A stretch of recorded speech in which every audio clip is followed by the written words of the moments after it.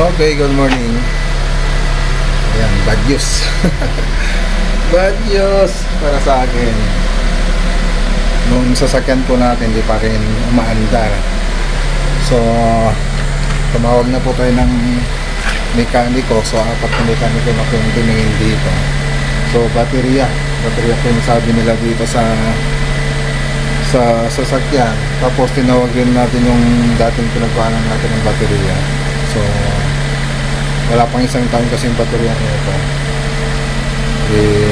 Nalobat. Ngayon, chinarge naman nila. Kaninang umaga, pinapandar, ayaw.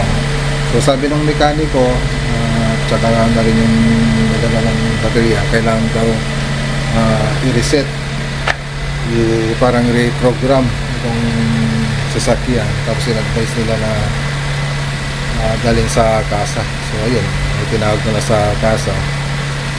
So, bukas, itutupo nila ito, pupunta ko din sa kasa. So, alam ko lang kung ano ito magiging findings nila.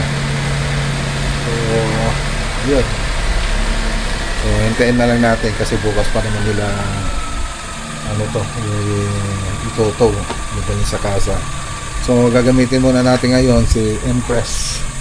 Yan muna yung gagamitin natin. Yung pinainit ko na. So, lakad natin ngayon sa Marawi, kami ng Tarlac, tapos Candaba. So, meron pa sana tayong isang lakad doon sa Panaga, Lawak, pero baka bukas na lang po yan kasi medyo malayo rin kasi yun eh. So, dito muna tayo sa Marawi, Kamiling, tapos diretso tayo ng Candaba. So, yun yung lakad natin. So, yun yung update dito sa sasakyan natin kahapon. So, nabanggit ko na rin yan kahapon. So, Ford Ranger 2023 to Go Sports. Yan. So, kumbaga, ito nasa magpo 4 years na to sa August 2020 yata, August 20. Magpo 4 years na siya. So, 5 years kasi ito, hindi ko pa nabayaran. So, ang natakbo niya nasa 179 kilometers. So, sulit na rin yung mga tinakbo niya. Kaya lang, ayun, gagastos na naman tayo. So, pagkatapos ko niyan na mapagawa, meron pa tayong ipapagawa sa kanya yung maintenance. Yung maintenance siya na 80 kilometers. So, magpapalit rin ng timing belt. Kailangan ng magpalit. Siyempre, bago natin tayo magpalit noon, dapat mapagana muna natin yung unit. So, yun. So, lakad muna tayo. Okay, dito na tayo sa Marawi, Kamiling Tarlac Project. Ayan. Okay.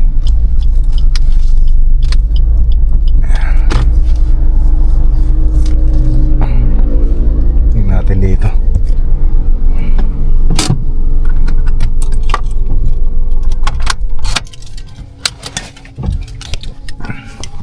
So, i-update natin yung project dito. Tapos sukatin na rin natin yung pintura. Dito na yung notebook ko. Ayan, punta tayo sa loob.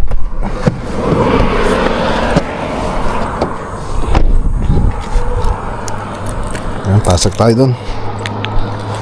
So, lastik sila na gumpisa rito. So, nagtatakip na rin po sila.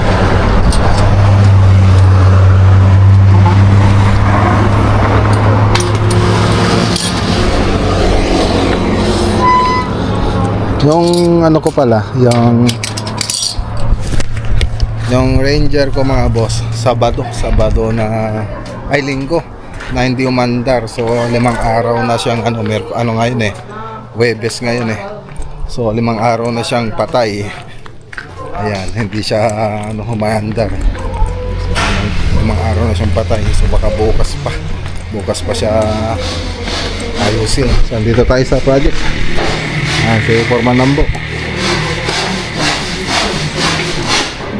Patay niya tugtog pa lang. Ano ito, tugtog ate ya? Ate? Okay. Okay. Ayos. O, sinergyo mo lang, dakilo. Bago kayo nagkalob.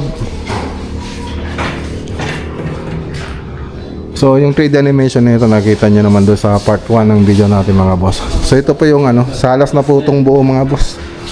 So parang dito yung may TV, tapos dito yung parang living room niya. Ayan, tapos may dalang kwarto dito, so nagtatakip na rin sila. So pati dito. So halos magkasabay lang sila nung project natin sa Ilocos Sur na inumpisahan. So nauna lang po ito. So ito po yung bandang kusina. Ayan. Tapos ito po yung ano po ito mga boss, yung papunta sa banyo tapos laundry. So maggagawa pa ng partition po dyan. Tapos yun, ano to, storage room. Yan. Tapos dito itong ano to, papalitan po to, itong hagdanan. So spiral po yung ilalagay dyan.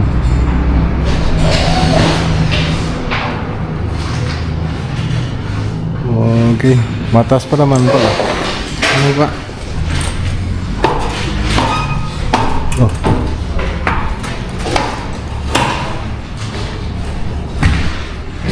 Oh, pwede. Mataas pa naman pala ang bo. Ayun pala dito sa kabila. Pwede pa pala rito. Sagad na pala dito sa kabila, kaya hindi na pwedeng itaas to.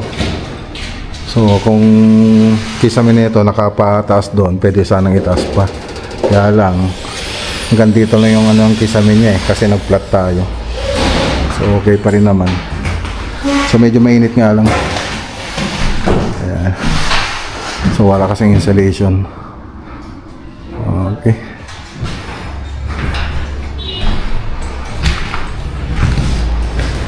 Okay. Nasa 190 lang yung ano niya, pintuan niya. So hindi na may taas, sagad na kasi. Okay.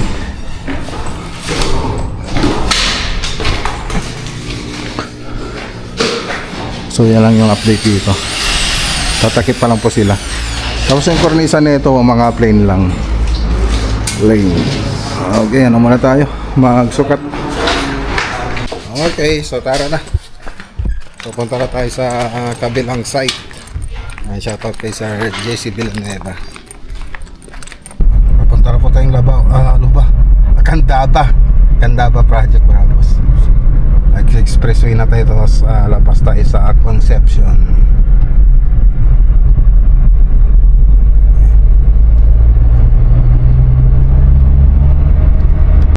Ayan, Barangay Gulap, Candaba, Pampanga na po tayo mga boss. So malapit na tayo sa site. Dito na po tayo sa bandang Barangay Hall. Okay, andito na tayo.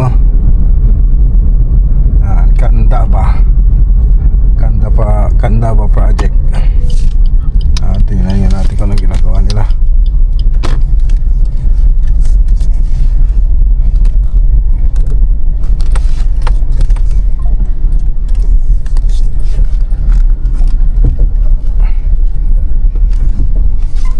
Okay.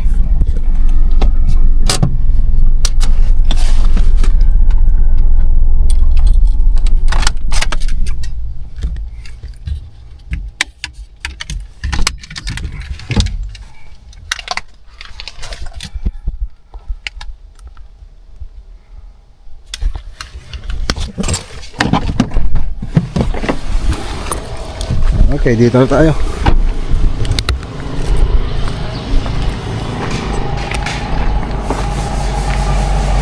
So, ano tayo dito, malapit na tayong mag top coat. So sa kisame, tingnan po natin kung ano na lang po yung tatapusin dito. Halos finish na itong mga kisame.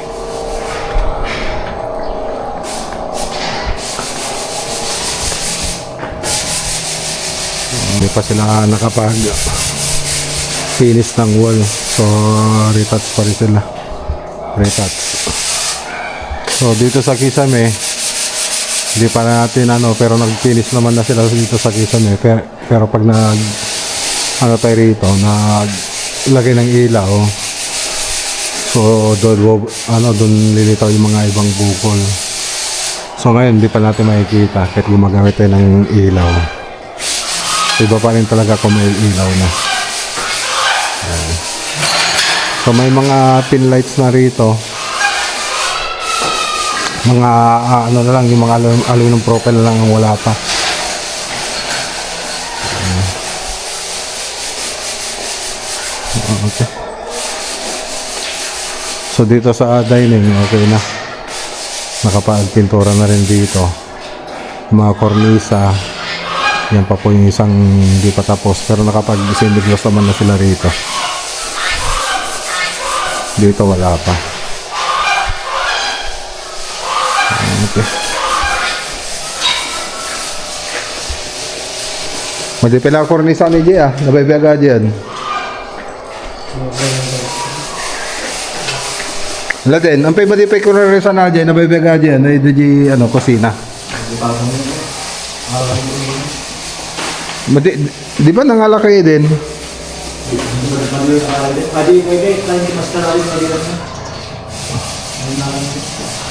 Biyagatan. Ikabili ko dyan aluminum profile natin yan, tanong masilawanan. Ha? Manggarod, talo mapagsilaw dan hanggang na awang pay digitan yung kabili ko maji aluminum profile mapasilaw na ko man maobligada nga pagsilawan nan ikabil yun ayusin niyo yung pinagkabil.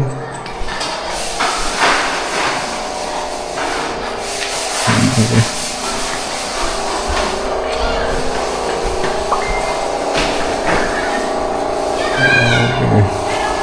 So hindi pa napinis itong ceiling.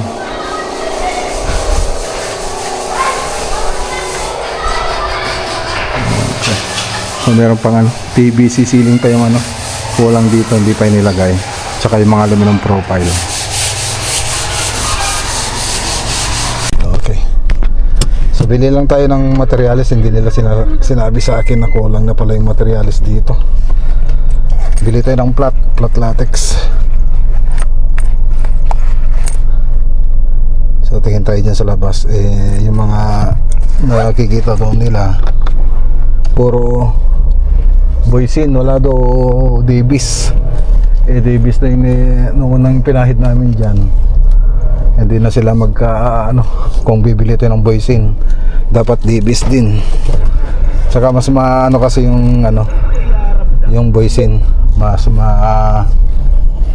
maputi yung Davis kung kukumpara mo yung flat latex ng Davis sa Boysin. So mas maputi yung Davis, kaya Davis yung ginagamit namin dito.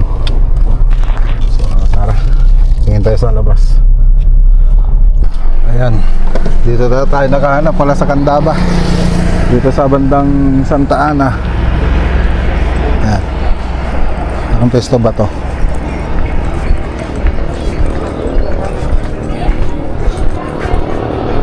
Opo. Opo. Okay, wala. Mahirap yung flat latex dito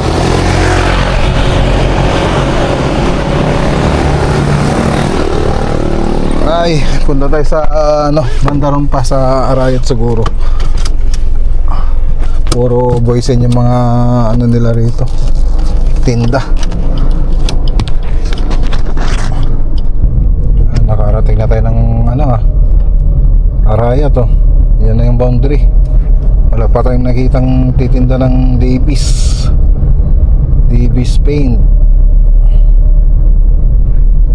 Dito tayo nakahanap sa Arayat, JBS Paint Center. 2.7 yung isang timba. Flat latex Davis. Ilan boss Isang timba.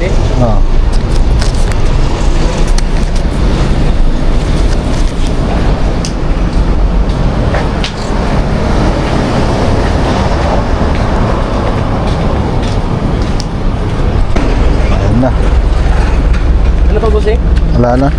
Paresibo na lang. 3,000 yan. Okay. DBY flat. Okay. GBS Paint Center.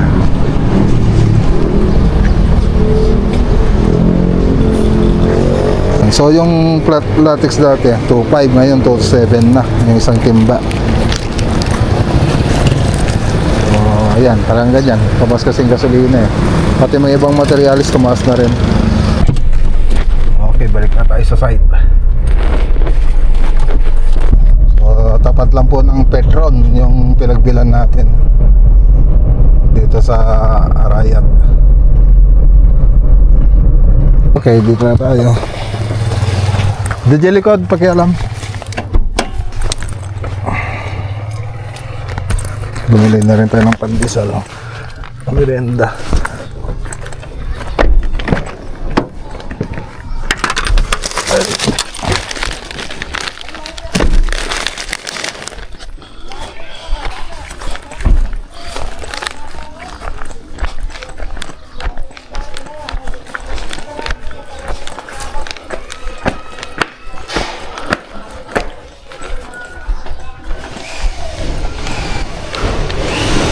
Merienda.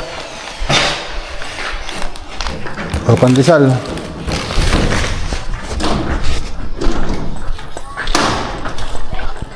So dito nilagay na yung aluminum profile. Yung LED na lang hindi pa nilagay dito. Tapos dito, yan, nilalagay na rin po dito yung aluminum profile. Ayan. Ang hindi pa nila nalagyan, yung banda, tapos ito, tsaka yun. So yun na lang po, hindi nalagyan ng aluminum profile. Tapos bukas baka pupunta na rin yung electrician rito para ikabit yung mga ilaw na ito. Yan, para mapainalize natin yung ceiling tsaka wall. Okay, tara na. Ito yan. Ayan o. So tara, nagbigyan na naman si Sir Roman o.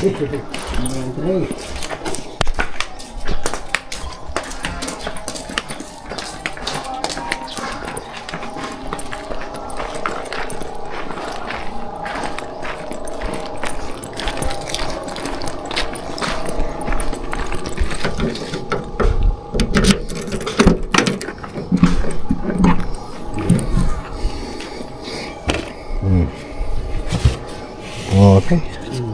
May supply na naman tayo. Pare, bahala ka ta. Sige, tara. Let's go. Sir, thank you. Tara. Let's go. Okay. So, daan muna tayo rito sa farm ni paring Rex Vlog, ni paring Reggie. Parang maluwang naman tong kalsada pag ito yung gamit ko, itong Impress. Pero pag yung Ranger yung dala ko rito, ang kipot dito, parang luwang oh.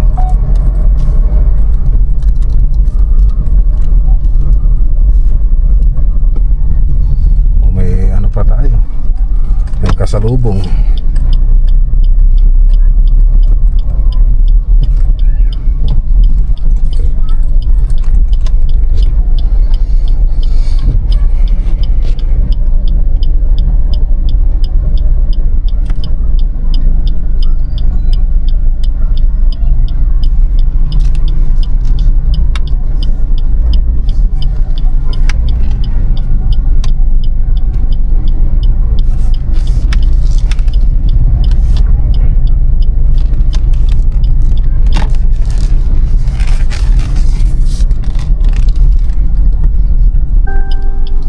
Si Archie yata yung nasa likod.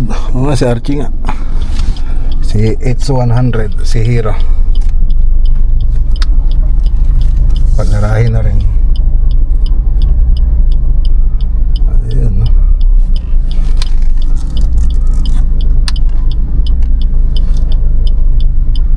Oh yeah.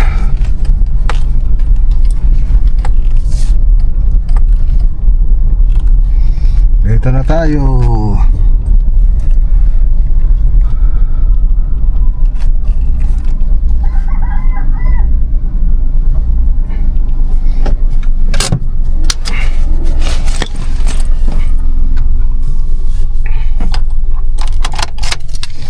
Okay.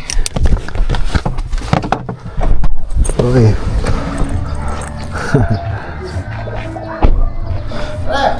Hey, kamusta?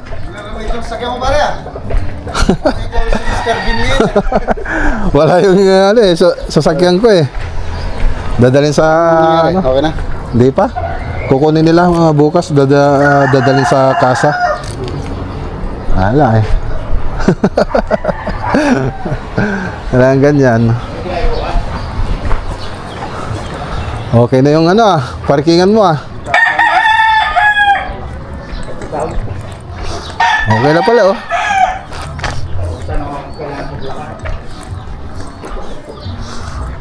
Kukubura mo lahat yan pare? Kukubura mo lahat? Hindi, yung bintana yun sa... Okay na. Oh. Bodega. Bodega. Mawala na yung mga kaalat mo dun. Nangalat yun. Nagtanim ka na yata sa likod. Meron mais. Ayos marami ka na ng Pwede nang gawin yan Pwede nang solido, no? Papaltabago. Hello boy.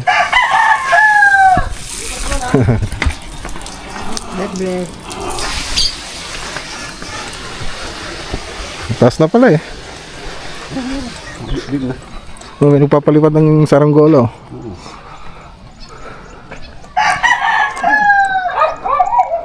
Ano yun? Mais yung mga yun? May praso lang. Buti dito mabasa pa yung lupa no. Tsaka pare, yung dinigay kong post doon, isang tubo lang. Yan? Yan. Yan yung dinayaway nyo? Isang tubo lang yan, manamano lang. Pwede na kayong magtanggap pala ng Depende. Dito kasi malambot ng lupa rin. Dati nahirapan ka pa doon sa kabila eh. Layo-layo po. Malakas pala Lakas. Waba lang ng tubig dito. Ayun lang Basa pa yung tubig yung dito. Kaya yung sabay, bundok eh no? Oo. Yung talagang tubig sa inyo ito, pagkatag Hinintay ko umulan para makapagtanim na ako. Meron din akong biniling mais. Yung may brown, may black tsaka white. Yung ibang kulay. Black at tsaka white. Kaya pare, yung ganun daw, pagka nagtanim ka ng puti, tapos yung ibang kulay dito, pagka humangin, nahaluan yung... nahaluan. Yung magiging ganun daw. Yun eh. Ano to ang tawag dito? Yung puti, sweet corn. Sweet corn, yung puti yun. Di maghahalo rin yan.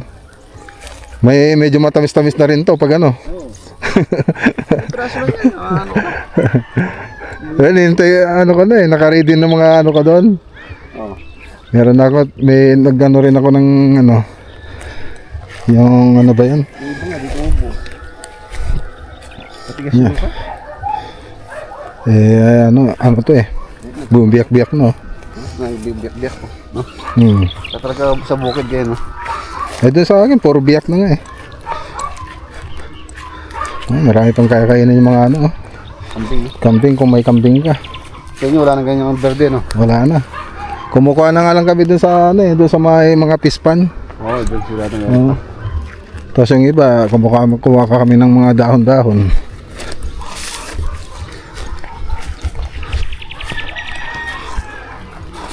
Pwede mo na pala ilagay dito yung mga debris mo. Yan pare, pinahuli ko, diyan ko na pinakatambak.